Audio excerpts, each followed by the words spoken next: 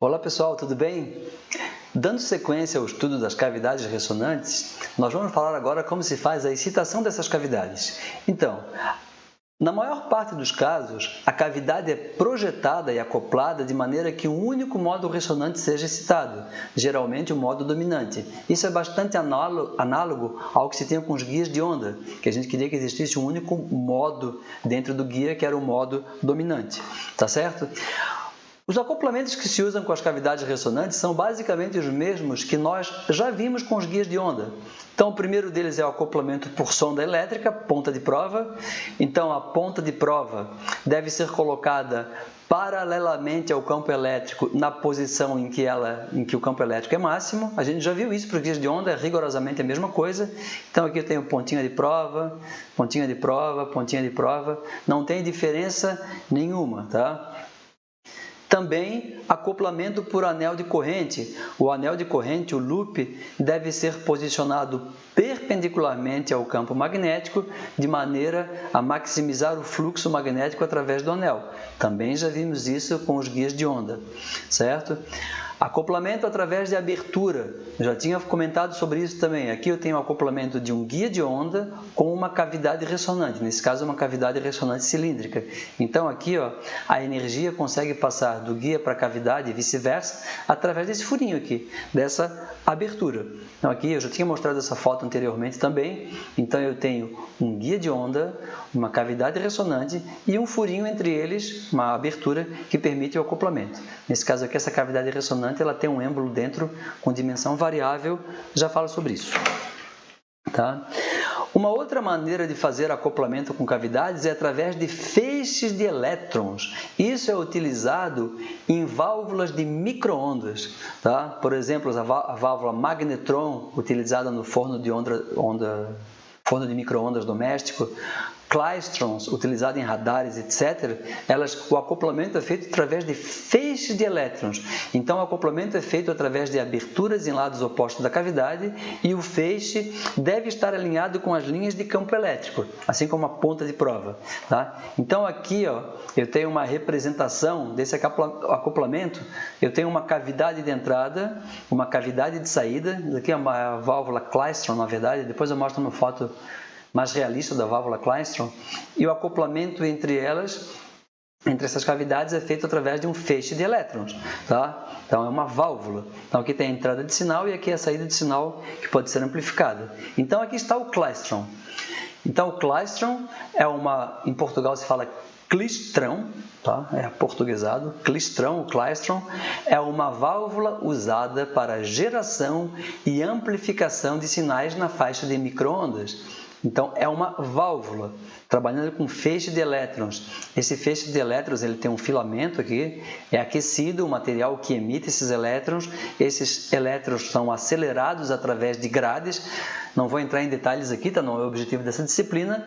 Aqui eu tenho duas cavidades com forma de toroide, uma cavidade de entrada de sinal, uma cavidade de saída de sinal, são duas cavidades ressonantes, tá? E o acoplamento dessas duas cavidades se dá através do feixe de elétrons. Tá? Aqui tem uma foto de uma válvula Klystron, certo? Então, está aqui uma foto, comparado com o tamanho da moeda. Existem válvulas Klystron bem maiores do que essa, depende, obviamente, da potência que elas lidam, que elas trabalham. Então, aqui é uma válvula pequena, pode ser utilizada, por exemplo, para radar. E quanto às dimensões da cavidade? Bom, os fatores que definem a forma e as dimensões de uma cavidade são a frequência de ressonância, ela pode ser sintonizada para que eu queira uma determinada frequência de ressonância, ou projetada, o fator de qualidade, tá? E a maneira como ela vai ser excitada, jogar energia, carregada, retirar a energia e sintonizada, para definir exatamente a frequência de ressonância. Tá? Então, é possível sintonizar uma cavidade ressonante variando suas dimensões. Então, aqui eu tenho uma cavidade, aqui tem uma cavidade cilíndrica, aqui eu tenho um disco, com esse pino de sintonia eu aperto ou frouxo aqui, o disco se desloca para a direita ou para a esquerda e o volume interno da cavidade muda, consequentemente a frequência de ressonância da cavidade muda. Tá? Então essa daqui é um exemplo, de novo essa figura, tá? Eu tenho uma cavidade ressonante, exatamente com essa configuração. Eu tenho um pino de sintonia que é girado aqui, tem até uma escala. Eu já falo para que serve essa escala. Na verdade, posso falar agora, tá? É possível ler diretamente aqui nessa escala o valor da frequência de ressonância. Então, girando esse pino de sintonia, eu consigo variar a dimensão interna da cavidade e aqui nessa escalinha, aqui, como tem no micrômetro, aparelho de medida, tá? Eu consigo ler o valor da frequência de ressonância da cavidade. Vamos falar um pouco sobre as aplicações das cavidades ressonantes. Tá? Então, as cavidades ressonantes, muitas das aplicações são parecidas com o circuito LC. Elas são usadas onde se necessita de circuitos ressonantes de alta frequência com altos fatores de qualidade. Os circuitos LC não são de alta frequência. Tá? Exemplos de aplicação: osciladores, filtros, amplificadores sintonizados, todos na faixa de microondas, acima de gigahertz. Medidas de alta frequência, já falo sobre isso depois, caracterização de materiais, ensaios de compatibilidade eletromagnética no forno de microondas doméstico. Tá? Então, algumas aplicações. Aqui eu tenho um filtro de microondas.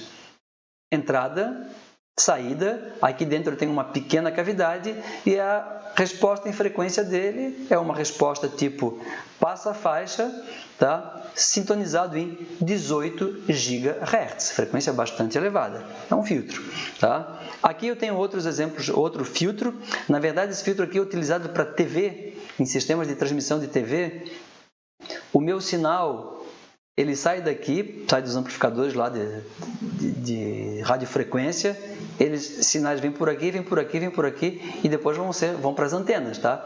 Aqui eu tenho o detalhe de 5 filtros. Esses filtros são 5 cavidades em que cada um deles sintonizado numa frequência diferente.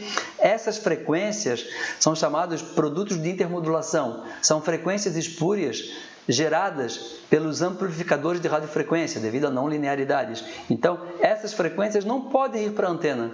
Então, o que eu faço? O sinal que está entrando aqui, ele tem essas frequências espúrias, mas essa frequência espúria, quando coincide com a frequência aqui da cavidade, que foi sintonizada para isso, o sinal entra na cavidade. A cavidade absorve o sinal. Ali dentro tem um pouco de perda e o sinal, aqui nesse caso, de 690 MHz, é eliminado por essa primeira cavidade.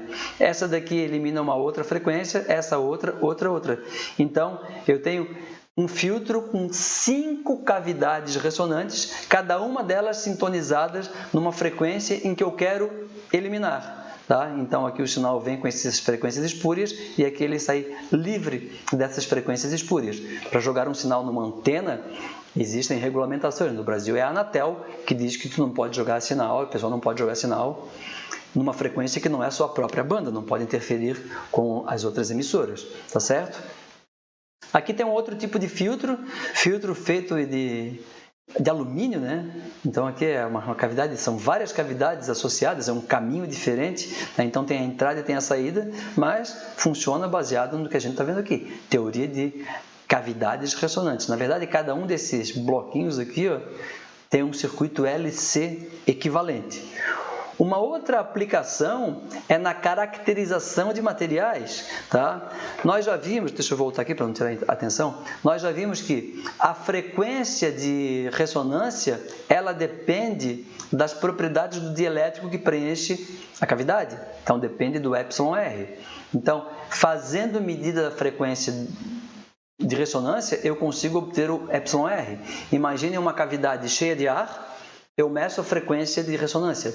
Eu encho essa cavidade com um determinado dielétrico e vou verificar que a frequência de ressonância mudou. A partir desses valores medidos, eu consigo estimar o εr, é bem fácil. O fator de qualidade também pode ser estimado, porque o fator de qualidade do dielétrico depende das perdas no dielétrico. Então, medindo a largura de banda, eu consigo estimar o fator de qualidade e, a partir daí, obter a condutividade do material que eu estou caracterizando. Tá? Aqui tem algumas ideias para isso. Diferentes cavidades com diferentes frequências. Quanto maior a cavidade, menor a sua frequência de ressonância. Então, você pode ver que as cavidades que oscilam em frequências bem altas são cavidades pequenas, tá? Então, isso é natural pelas equações aqui, ó. Frequência de ressonância depende inversamente das dimensões. Quanto menor a cavidade, maior a frequência de oscilação de ressonância dessa cavidade. Nesse caso aqui, eu coloco uma amostra do material dentro de uma cavidade e, a partir das variações da frequência de ressonância e do fator de qualidade, eu posso estimar o εr e a condutividade do material. Então, todas essas cavidades aqui da foto são utilizadas para caracterização de materiais, obtenção de suas propriedades, εr e sigma. Uma outra aplicação isso era utilizado, hoje em dia não é tanto mais, porque existem equipamentos melhores, mas para medidas de frequências na faixa de micro-ondas. É um aparelho conhecido como ondômetro. Então, a ideia a gente já conhece aqui, tá? Eu tenho uma cavidade ressonante, aqui cilíndrica, com uma dimensão variável, tem um êmbolo aqui variável, um guia de onda e uma fonte de sinal cuja frequência é f eu quero medir. Então, como é que acontece isso aqui? Quando a frequência da fonte for diferente da frequência de ressonância, a cavidade não consegue absorver energia nenhuma da fonte e a energia passa direto e o meu ponteirinho aqui vai para o máximo. Eu tenho bastante energia chegando aqui. O que eu faço? Eu vou mexendo nas dimensões internas dessa cavidade até que a frequência de ressonância coincida com a frequência da fonte que eu quero medir. Quando for igual, o sinal vem por aqui. Como a frequência de ressonância é igual, a cavidade absorve a energia consegue entrar aqui. Ali dentro tem algum tipo de perda e isso faz com que o sinal seja desviado para a cavidade e não chegue até no mostradorzinho aqui. Ó.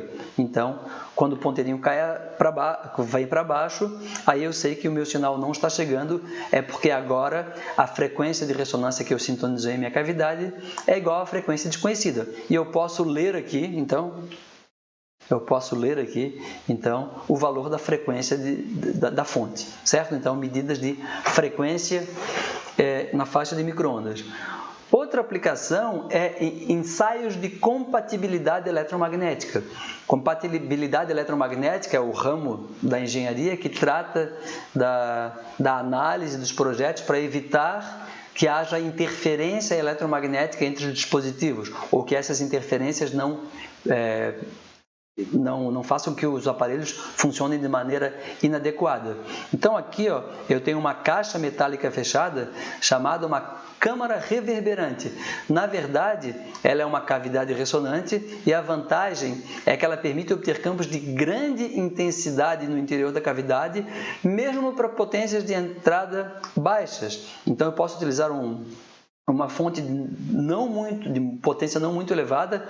Como a energia é confinada aqui, ela não é perdida, tá? É muito pouco perdida, eu consigo campos bastante intensos e eu consigo testar, por exemplo, a suscetibilidade dos dispositivos em relação a campos intensos. Então, isso é uma aplicação. Aqui tem uma outra mais interessante, tem uma moto aqui numa outra caixa reverberante, uma câmara reverberante, que é uma cavidade ressonante, tá? Então, aqui eu quero verificar se os dispositivos eletroeletrônicos da minha moto são muito pouco sensíveis a campos elétricos intensos. Então, isso pode ser utilizado, tá? Usando uma cavidade ressonante.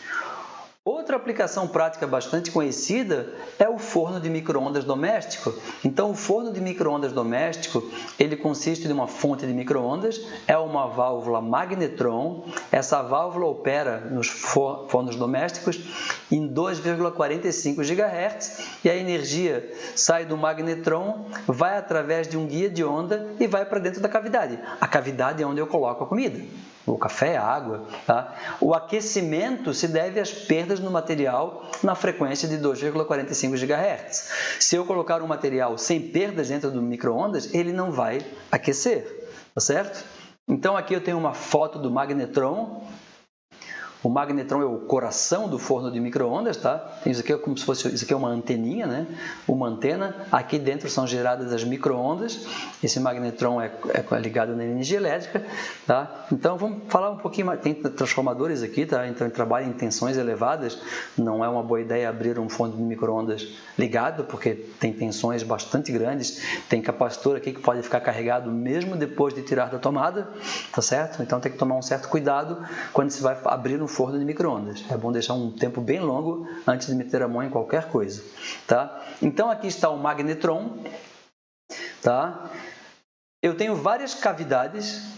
Essas cavidades são perfurações aqui nessa camada metálica, tá? Eu tenho então o cátodo que emite elétrons, esse tem um feixe de elétrons, aqui tem a trajetória dos elétrons, e aqui o acoplamento entre essas diversas cavidades com esses feixes de elétrons faz com que haja uma onda eletromagnética que se sustenta aqui, tá certo? E essa onda eletromagnética, ela é guiada aqui através de ela é irradiada por uma antena. Essa antena, essa radiação é captada por um guia interno que vai lá dentro da cavidade para aquecer a comida que está lá dentro, a água, o que for, certo? Então aqui tem mais detalhes, não é objetivo estudar um magnetron, tá? Então isso aqui eu já tinha comentado, esses furos nesse bloco metálico, eles na verdade são análogos de um circuito LC.